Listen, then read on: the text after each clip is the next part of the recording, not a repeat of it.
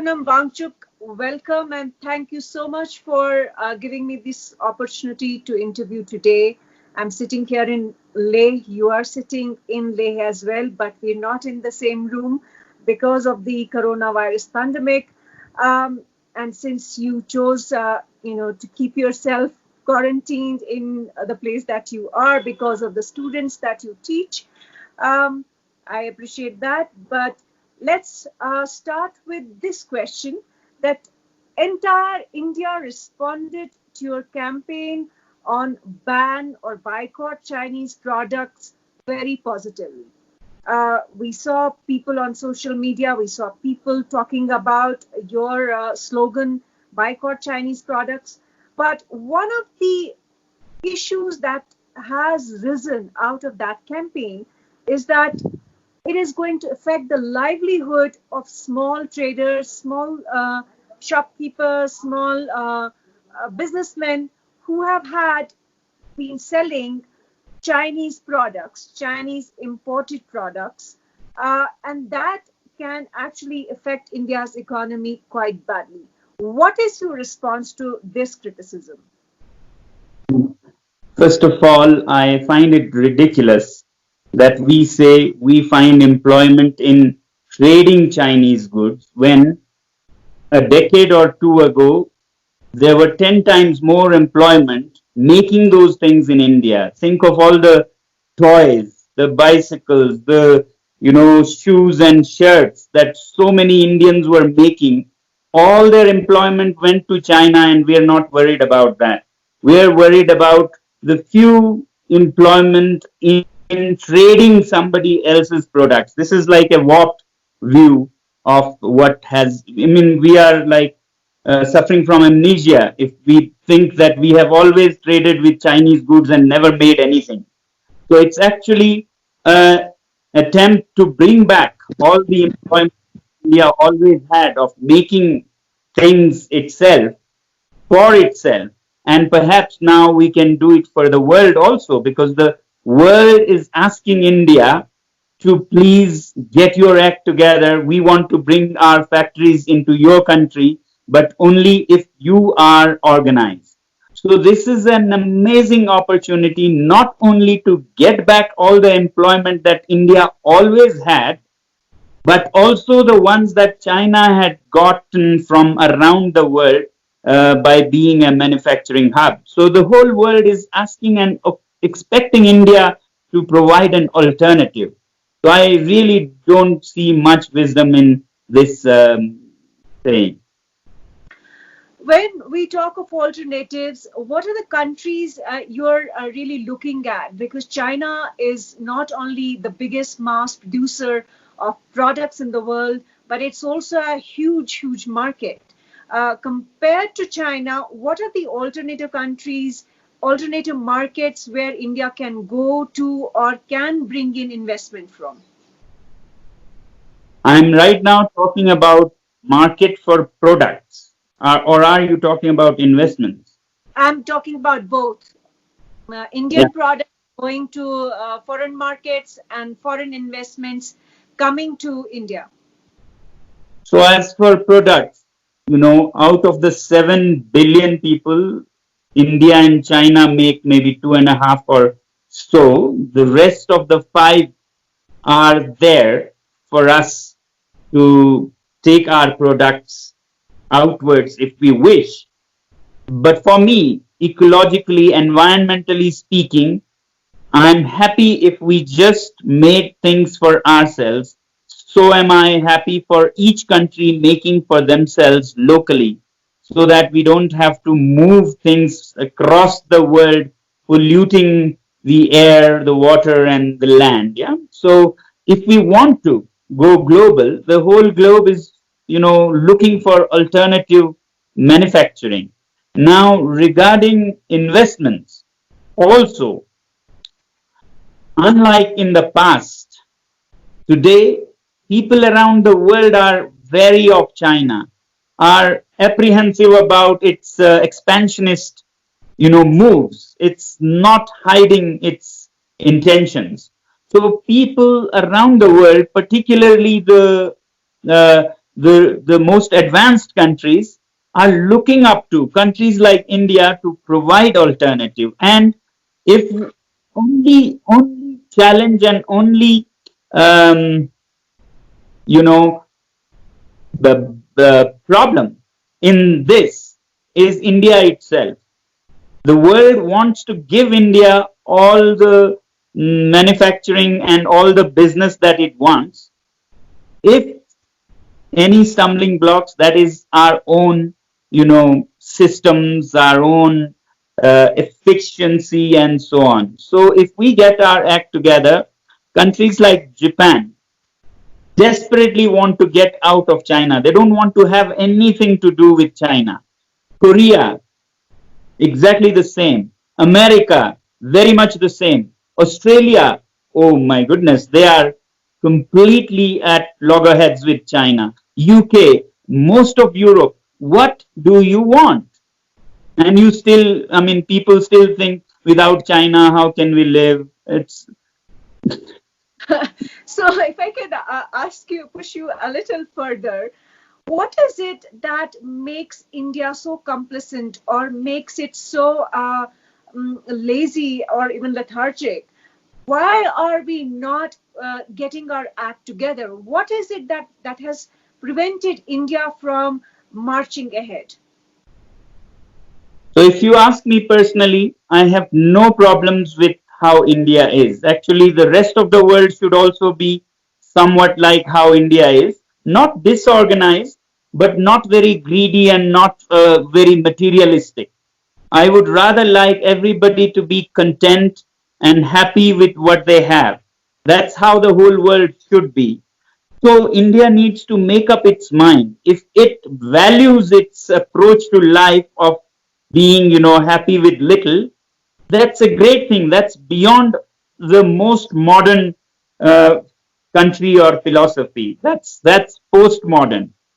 But if we live like that and our heart is in materialism, our heart aspires to the biggest house and biggest car, and we have to live a simple life, that's suffering from both ends.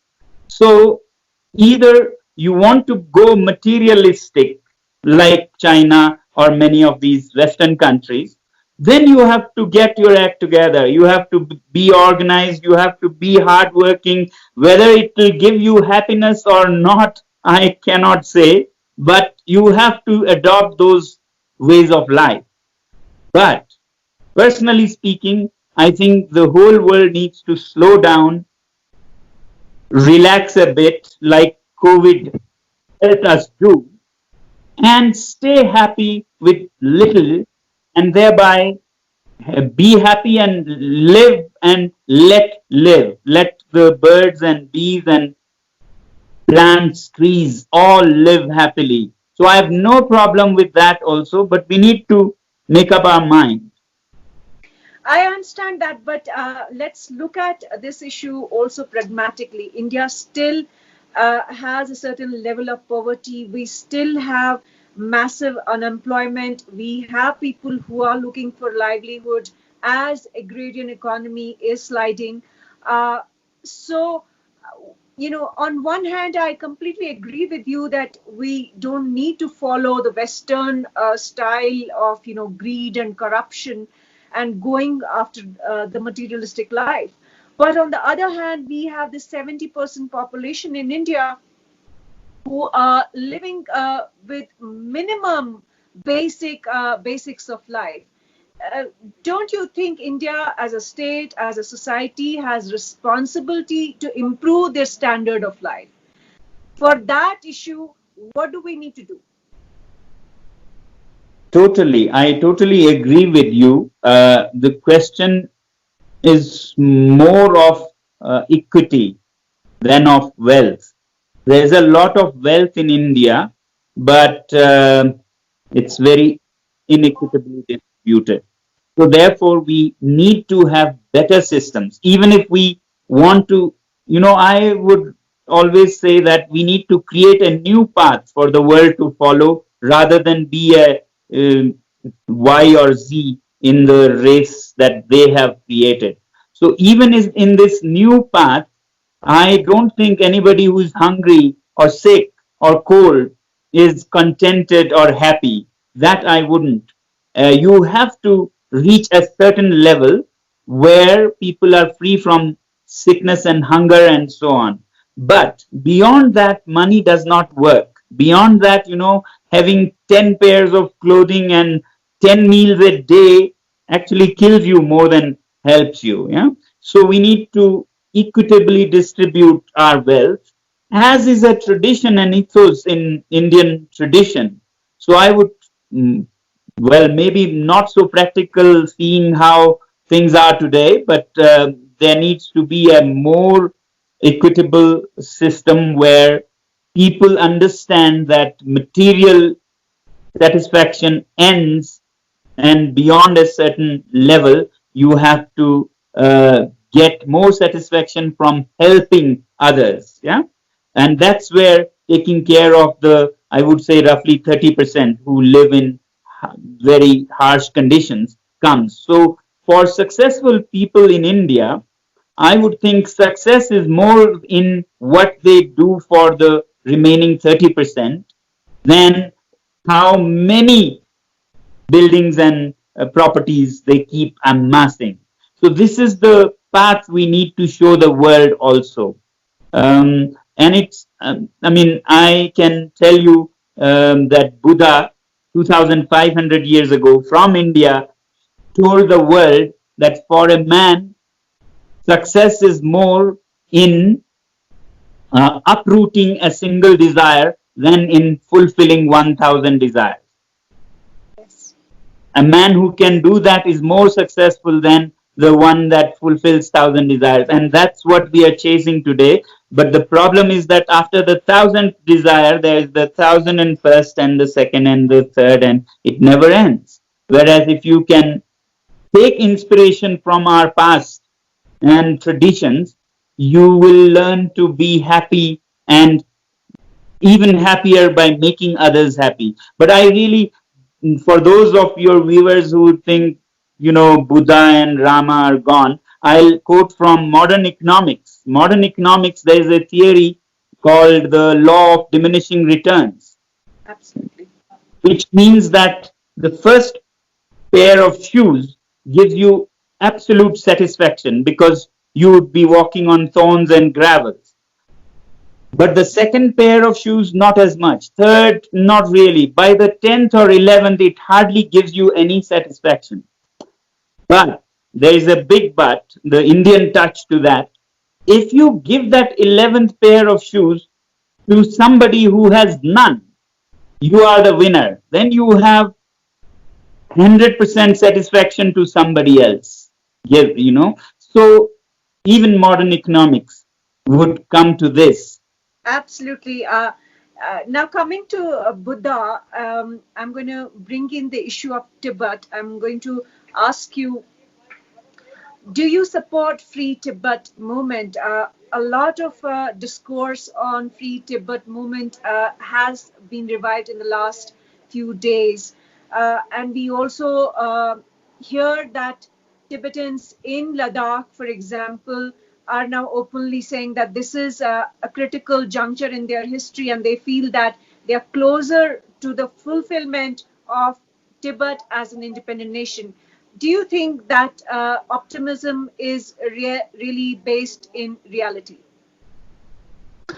So I'll connect it to the bigger picture. When I say boycott made in China and Chinese products and Chinese raw materials and Chinese investments, it's not just, anger and hatred. It's ethical.